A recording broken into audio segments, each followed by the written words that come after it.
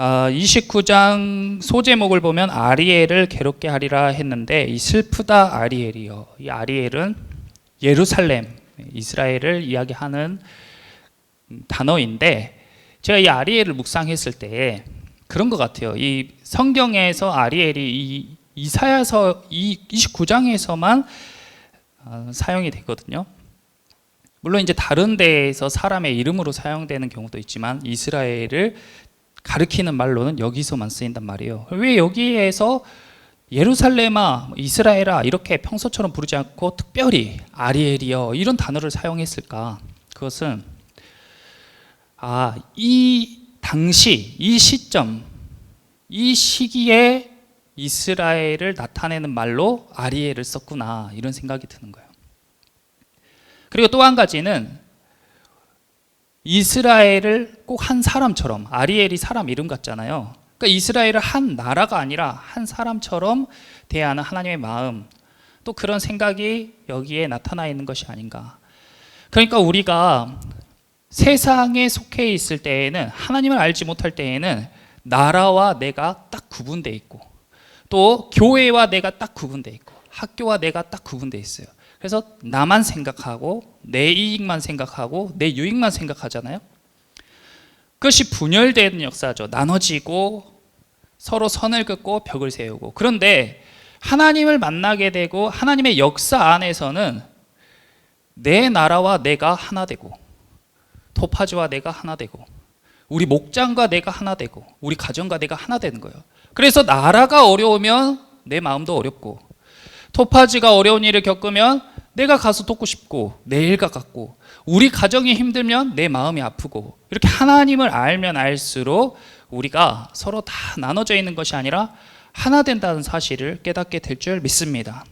그래서 이 시기에 이스라엘은 굉장히 어려운 시기이면서 또 성장하려고 발돋는 시기, 하나님을 섬기는 게 예배의 형식, 제사 이런 것들로만 하나님을 잘 섬기는 줄 알았는데, 하나님을 정말 잘 섬긴다는 것은 마음이 중요한 것이고, 그 다음에 정의와 공의가 실현돼야 되는 거고, 어려운 이웃들을 돕는 것이 바로 진정 하나님을 섬기는 사람들의 삶이구나를 깨달아가는 그 분기점.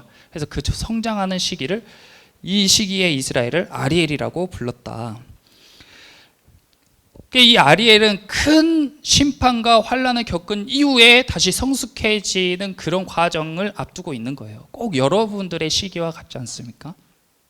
우리가 잘 모르고 살았을 때에는 열심히 막 달리고 막 살아가는데 우리가 부딪히기도 하고 넘어지기도 하고, 정말 나 힘껏 열심히 한다고 했는데 내 마음처럼 안 될 때도 참 많고.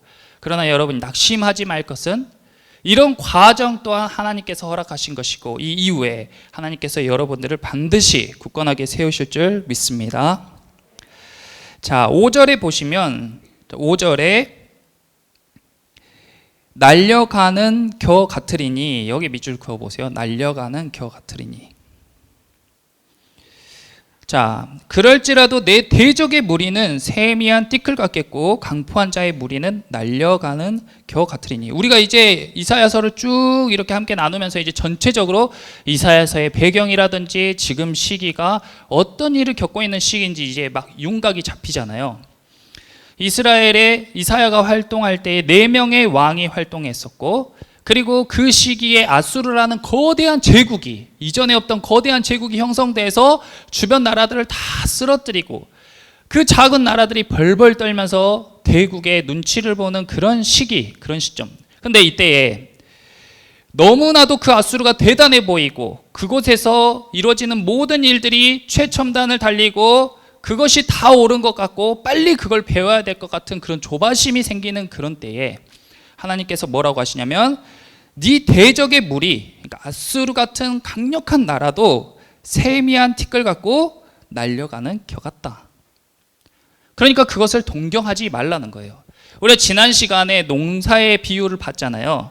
근데 어땠어요? 이제 열매 맺은 그 곡식들을 하나님께서 작대기와 막대기로 착착착착 이렇게 쳐서 열매가 쏙 빠지면 그 열매를 창고에 들이시고, 근데 그렇게 해도 이 죄의 껍데기를 탁 품고 있는 그런 알곡들은 이제 어떻게 해요? 도리깨로 푹 쳐서 또 열매를 거두시고, 그래도 안 나오는 열매들은 수레와 마차로, 말 발굽으로 이렇게 밟아서 결국에 하나님께서 하나님의 창고를 거두신다. 근데 그 고난을 겪는 사람들을 보는 이웃 사람들은, 아이고 저 미련한, 저 연약한, 저 어리석은 것들, 이렇게 손가락질하고 자기는 세상에서 더 부유하고 더 강해지고 더 잘 나가는 것 같은 그런 대상들이 바로 세미한 티끌 갖고 날려가는 겨 같다고 하는 거예요. 그런 과정이 있기 전에 이미 하나님께서 이렇게 체질을 통해서 그 겨들은 바람에 날려서 다 바닥에 수북이 쌓여 있는 거예요. 그래서 고난과 고통이 없는 것 같지만 결국에는 어떻게 된다고 했어요? 그 겨들은 다 불구덩이로 들어간다. 멸망이다. 심판이다. 그래서 그런 사람들을 8절에 줄인 자가 꿈에 먹었을지라도 깨면 그 속은 여전히 비고, 10절에 대저 여호와께서 깊이 잠들게 하는 영을 너희에게 부어주사, 이렇게 이야기를 한 거예요. 줄인 자가, 배고픈 사람이 막 정신없이 막 먹을 걸 먹어. 이것도 먹고 족발도 먹고 치킨도 먹고 피자도 먹고 배 터지게 먹었어. 근데 계속 배고파서 막 열심히 먹는 거예요. 근데 딱 깨어보니까 꿈이었던 거야. 근데 꿈에서 아무리 많이 먹어도 배가 부르지가 않다. 근데 마치 이 아수르의 영광이 꿈속에서 먹을 걸 먹는 사람과 같다는 거예요. 그러니까 뭐냐면, 아니 이렇게 많은 나라를 점령하고 이렇게 땅이 커지고 이렇게 나라가 커졌는데 내 안에 갈증과 배고픔이 계속되는 거예요. 채워지지가 않는 거예요. 희한한 일이죠. 그래서 하나님이 너희가 꿈꾸는 중에 먹고 있는 거야. 그리고 이스라엘은 그걸 또 동경해. 그런 아수르를 동경해. 그런데 그 동경하는 걸 뭐라고 했냐면, 너희에게 깊이 잠들게 하는 영을 너희에게 부어줬어. 그래서 너희가 눈을 감고 있어. 너희도 꿈꾸는 중이야. 너희가 쫓고 있는 게 허상이야 하고 이야기하고 있는 거야. 꿈을 깨야 되잖아요. 꿈을 깨야 돼. 그런데 하나님께서 깊이 잠들게 하는 영을 부어주시면 우리의 힘으로 절대 잠이 깰 수가 없는 것이에요. 그러나 여러분, 지금도 눈이 감기시는 분들은 하나님께 마음속으로 기도해서 눈이 뿅 떠지게 해달라고 기도하면서 말씀을 같이 나누시기 바랍니다. 이것이 하나님이 말씀하신 기이하고도 또 기이하고도 기이한 일이에요. 사람이 겪기엔 기이하죠. 꿈이 참 미스테리한 영역이잖아요.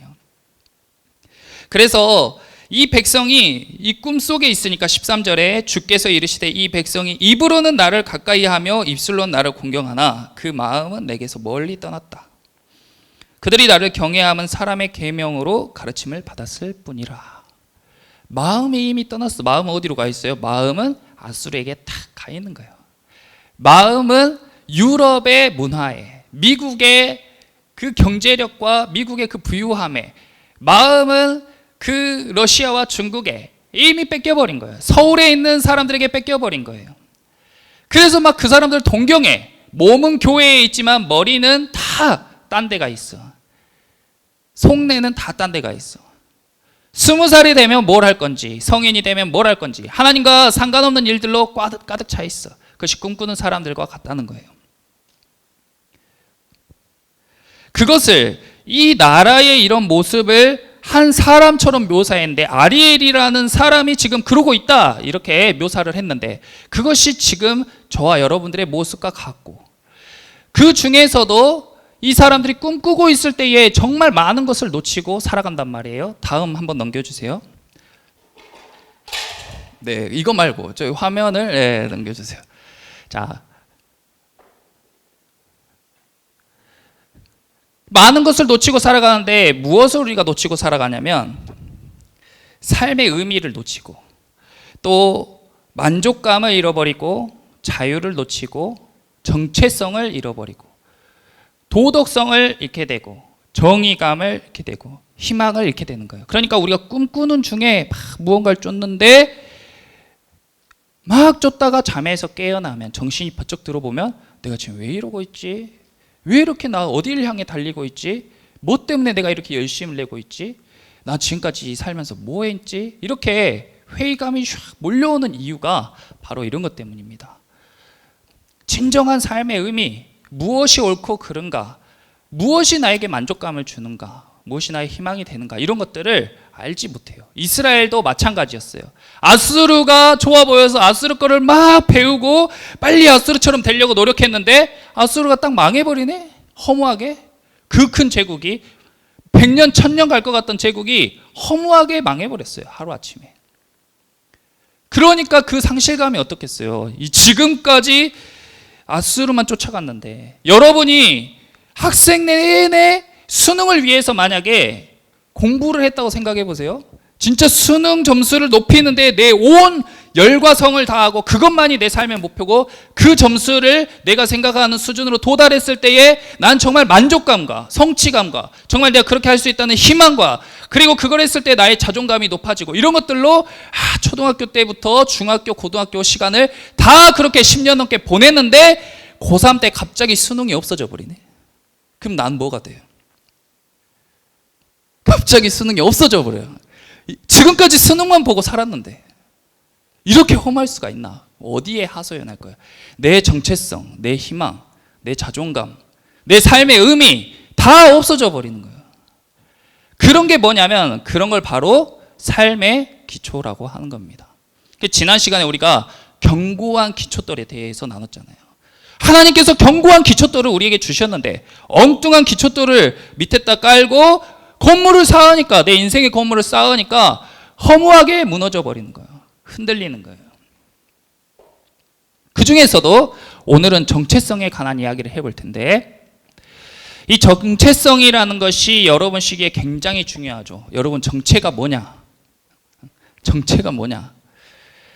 정체성. 근데 나도 내가 누군지 잘 모른다. 사람들이 살아가면서 내가 누군지를 알아야 내가 어디로 가야 되는지, 무엇을 해야 되는지, 어떻게 살아야 되는지 이런 게 딱 결정이 되잖아요.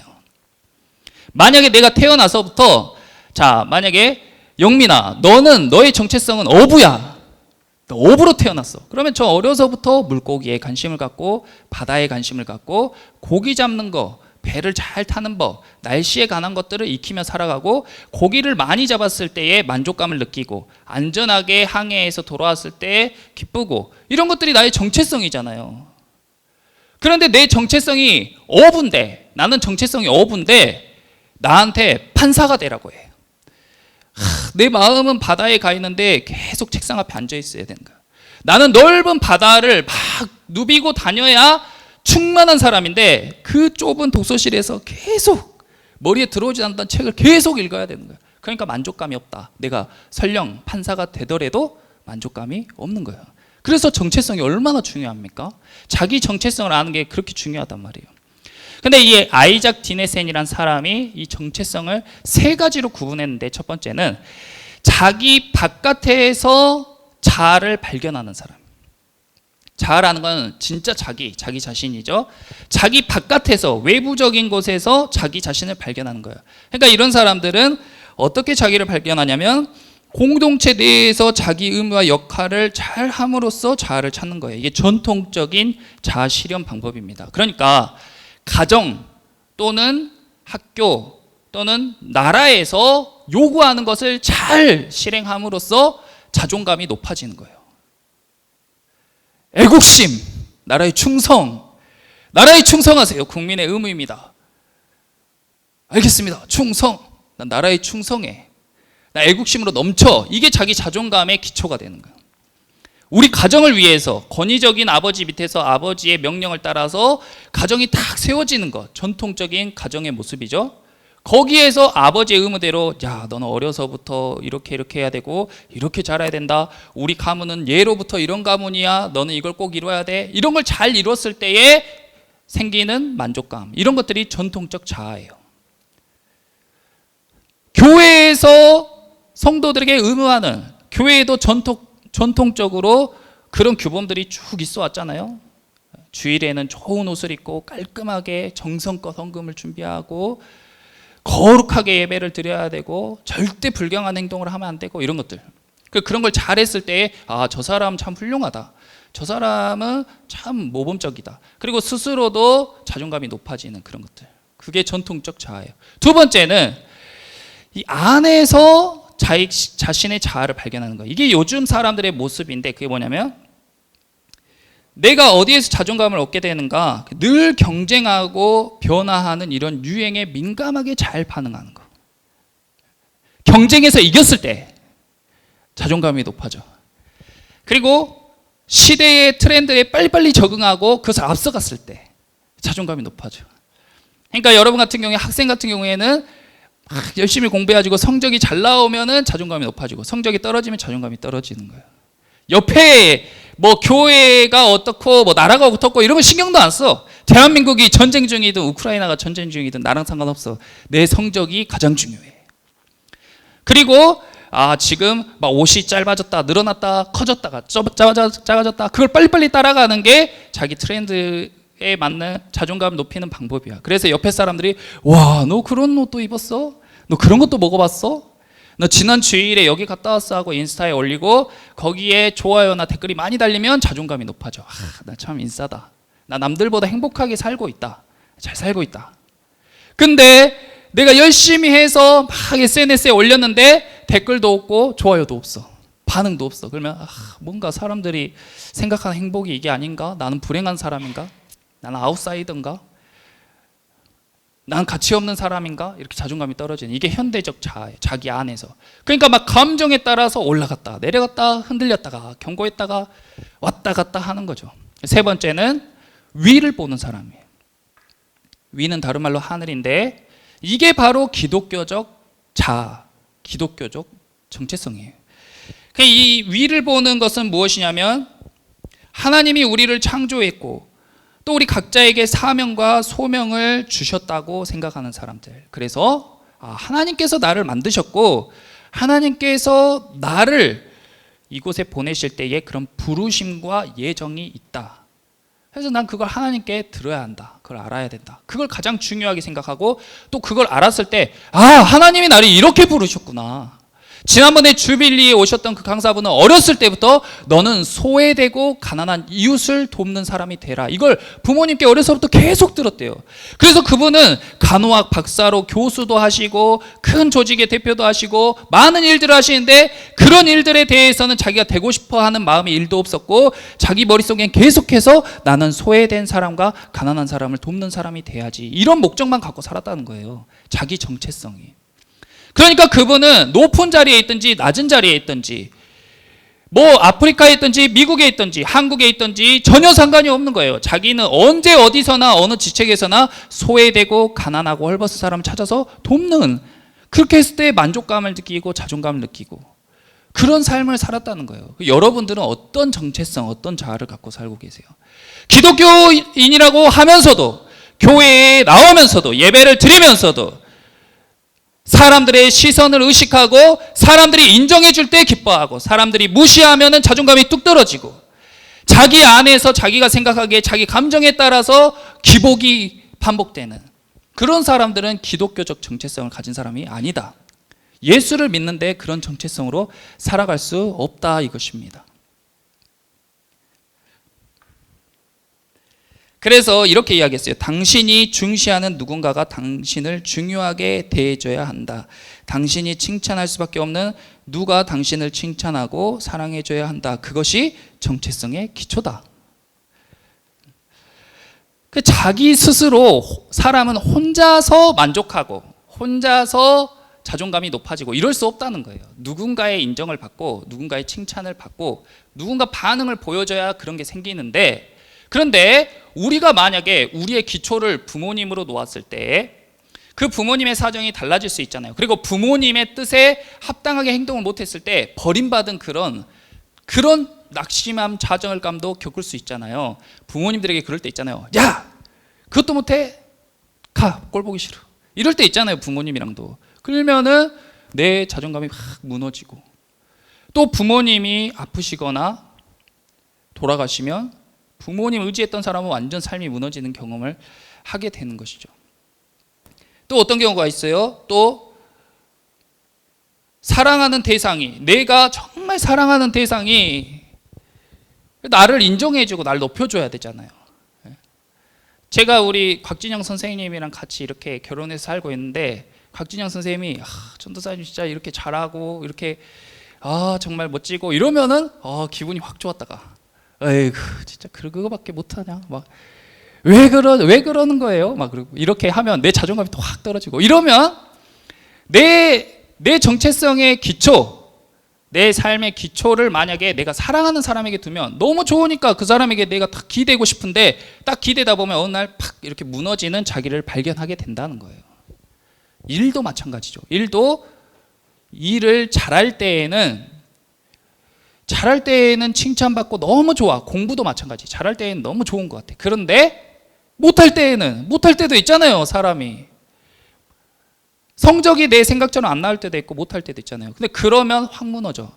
또 잘했는데 잘한 만큼 평가를 못 받을 때도 있어요. 똑같이 열심히 했는데 진영이랑 수환이랑 무거운 거를 들었어. 전도사님이 시키지도 않았는데 전도사님이 막 이렇게 짐을 나르고 있으니까 둘이 알아서 와서 딱 옆에 와서 도와줬단 말이에요. 얼마나 고마워요? 그런데 제가 와 진영아 진짜 고맙다. 어떻게 너 내가 말도 안 했는데 이렇게 도와주냐?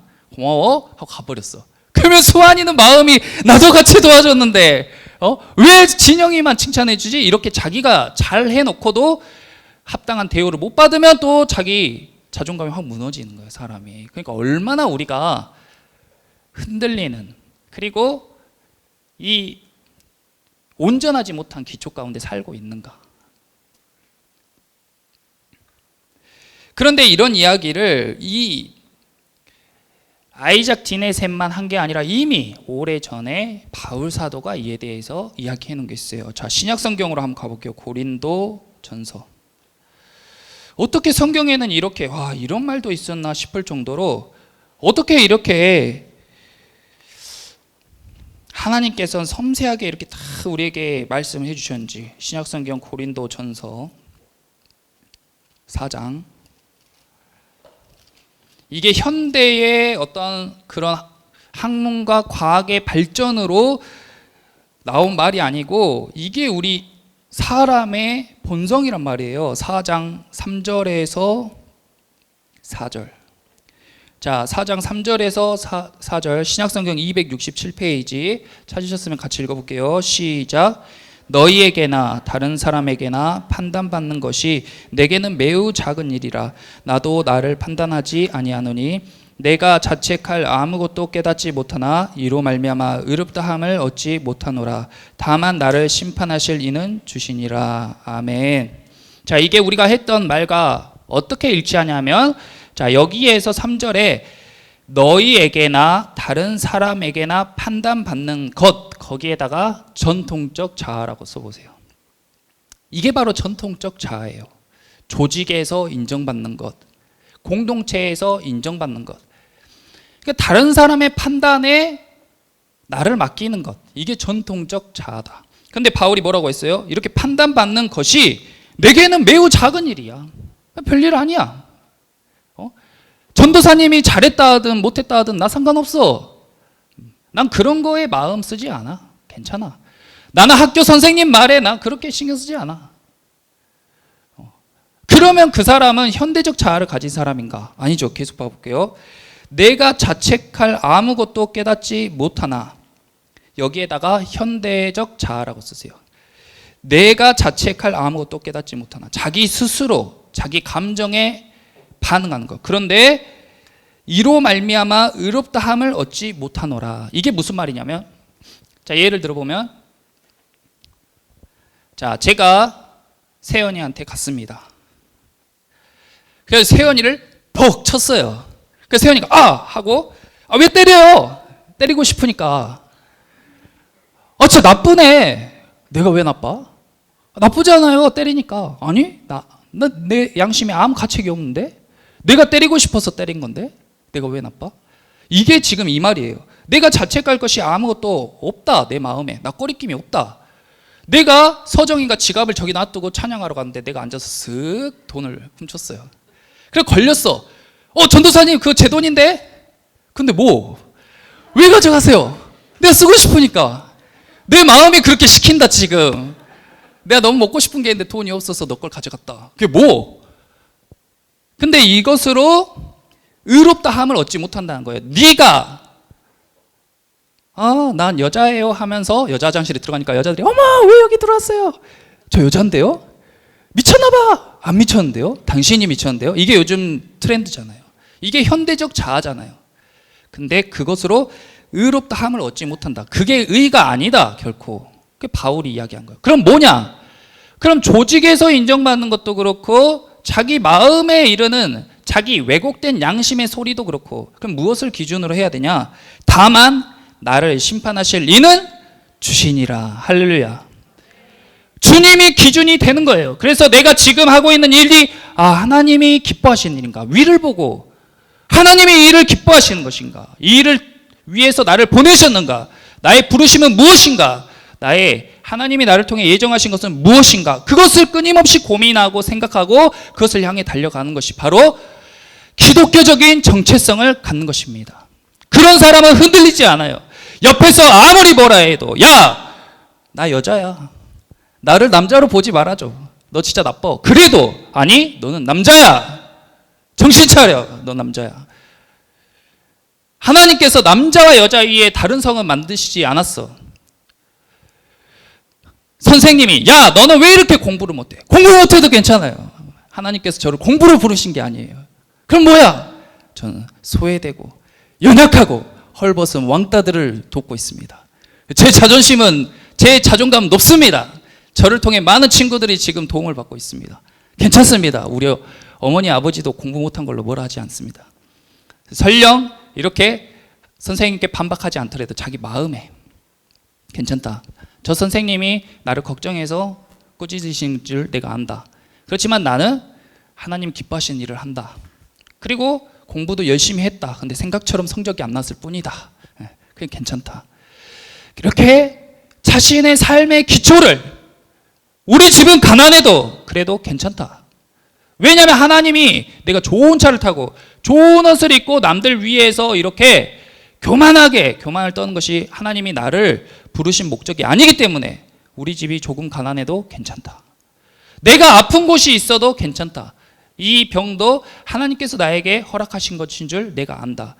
그러나 하나님께서 나에게 일어난 모든 문제와 어려움, 이런 것들을 다 통틀어서 결국에는 선을 이루실 분이신 줄 내가 확신하기 때문에 괜찮다. 그러면 나의 삶의 기초가 견고한 기초돌이 놓였기 때문에 흔들림이 없는 거예요. 쭉쭉 세워질 수 있는 거예요.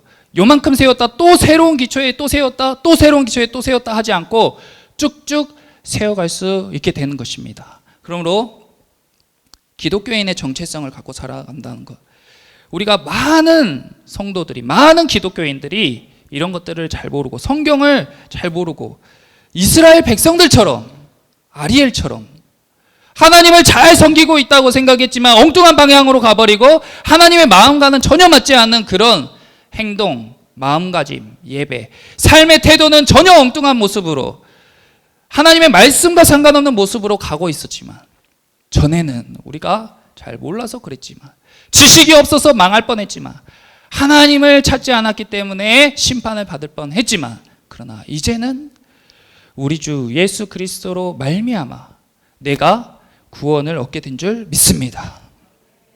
이제는 우리 흔들리지 않는다. 그래서 소크라테스는 유명한 말을 남겼는데, 소크라테스가 뭐라 했냐면 너 자신을 알라 이랬어요. 좋은 말이에요. 우리는 우리 자신을 알아야 되니까.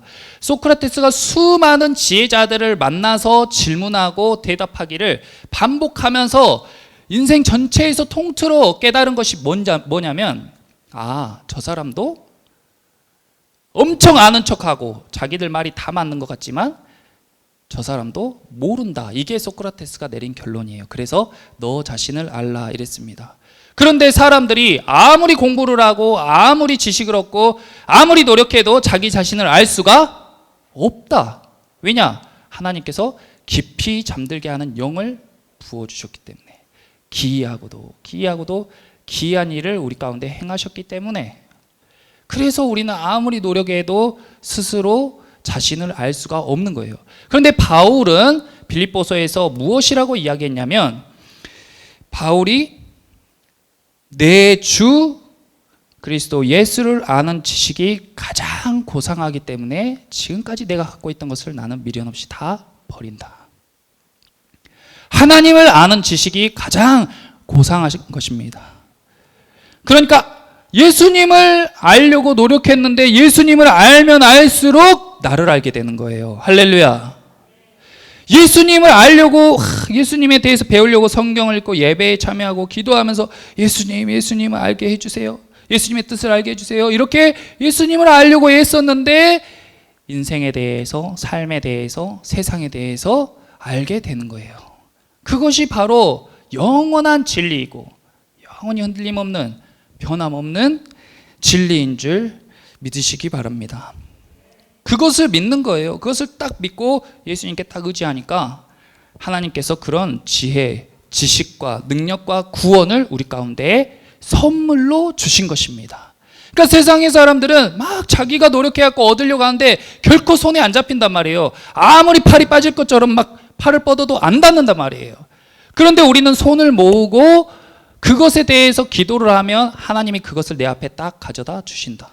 그래서 우리가 결코 살 수 없는 것, 우리의 힘으로 얻을 수 없는 것, 가질 수 없는 것들을 하나님께서 예수님을 통해 은혜로 우리에게 공급해 주십니다. 할렐루야. 그러므로 우리는 감사와 기쁨이 넘치는 삶을 살 수가 있게 되는 것이고, 우리 안에 결코 흔들림이 없고 부족함도 없고 내 자존감이 떨어질 일도 없고 내가 미래에 대해서 걱정할 일도 없는 것입니다. 그래서 여러분들이 지금 만약 흔들리고 있다면, 어디로 가야 될지, 나 어떻게 살아야 될지, 난 지금 뭘 해야 될지 모르겠다면, 여러분 지금 하고 있는 것을 잠시 두 번째로 미루고 가장 우선순위를 우리 예수 그리스도를 아는 것, 또 하나님을 만나는 것에 두시는 저와 여러분이 되시기를 예수님의 이름으로 기도합니다.